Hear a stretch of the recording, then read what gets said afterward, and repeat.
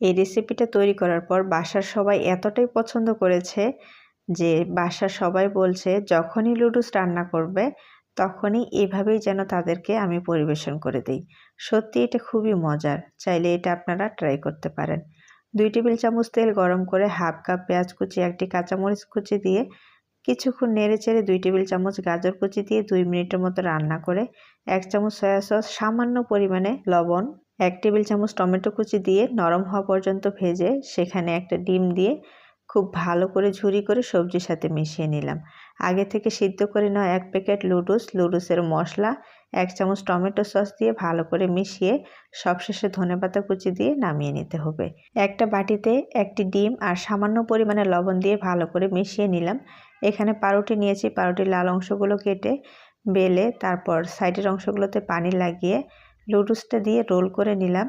তারপর ডিমের গোলায় ডুবিয়ে ব্রেড ক্রাম্বসে কোট করে মিডিয়াম আঁচে ডুবো তেলে ভেজে নিলেই তৈরি হয়ে যাবে।